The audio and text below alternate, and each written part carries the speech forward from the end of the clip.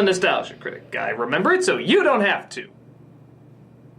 Why do we lie about Santa Claus? Oh, come on! What are you doing watching my show? You're way too young to be watching my show! Oh, for God's sake, I didn't mean to! That's the kind of stuff we say on this show! You're not supposed to be watching it! Let's just get going before I run the Easter Bunny for him, too. I mean, when you get down to it, it is such a strange idea.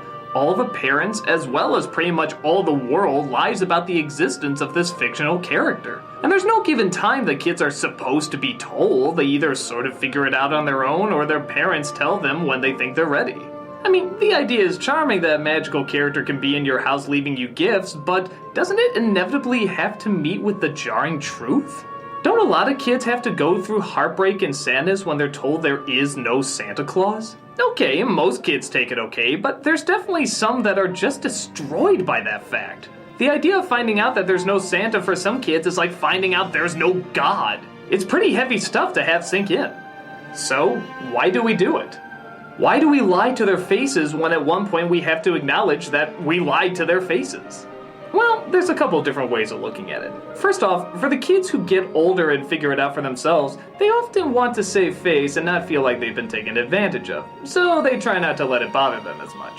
And to be fair, with age, it probably doesn't bother them that much. If they're old enough to figure out the reality, they're usually old enough not to let it emotionally cripple them.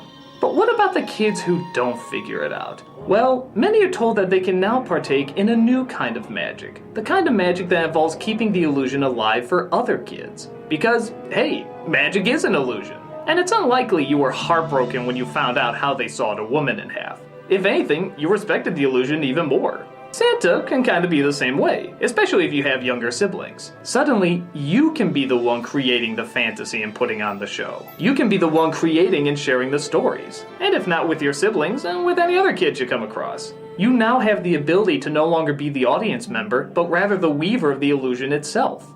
You can create as opposed to witness, and that's a great feeling for anyone. But that still doesn't answer the question of why. Why do we continue to lie about it? Recently it hit me why the illusion of Santa is not only a good thing, but actually an important thing.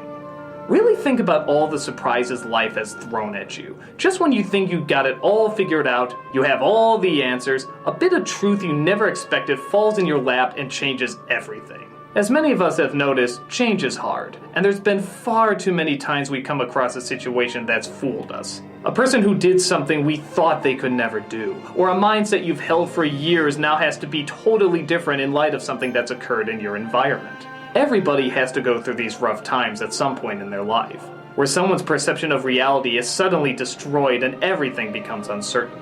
What else was I wrong about? What other surprises could be around the corner that could make me look foolish? What should I now question and be afraid of? The Santa lie, if you think about it, is our first way of dealing with that. It's a way of saying, yes, this wasn't what you thought it was, but it's alright. The world didn't blow up, you still have so many things to be thankful for, and Christmas somehow is still just as wonderful as it was before. In fact, the discovery of the illusion and your chance to now partake in it might even make Christmas a little better for you. The Santa lie is a way of adapting and accepting, a way to see that if something you thought was true was suddenly false, you can find out that not only can you choose not to be damaged by it, but you can actually grow stronger from it. You can use your knowledge of truth to help spread happiness, and do so knowing that those who you're charming with the illusion will one day grow up to do the same. In a world that teaches us it's not good to lie, this is an example of not only a lie that works, but works because it has to be broken. At one point, the children have to know the truth. The majority of adults in the world know the truth about Santa Claus, and discovering it, there was no wars or bloodshed, although that would be hilarious. And it shows at our core that we at least have the seeds of wanting to adapt and wanting to understand and make ourselves stronger. To take the harsh truth, find the positive side to it, and turn it into something wonderful, all by simply looking at it from a different point of view. It's an acknowledgement that we can handle the truth if we're simply smart enough to find the correct way of looking at it. And what can start off to be terrible and hurtful can actually turn out to be something greater than you even imagined it could be. And for totally different reasons. So, go ahead, lie to your kids, make up stories. Tell tall tales, say you saw Santa in your living room or whatever. It's not building them up for a big letdown, it's allowing them to realize how good it can feel to believe in something. And that the revelation of the truth doesn't necessarily destroy it. It can actually make it stronger. Because there's so many details you can play with, and so many stories you can add, and so many things you can change. All these create your own unique fantasy and giving your child their own unique fantasy.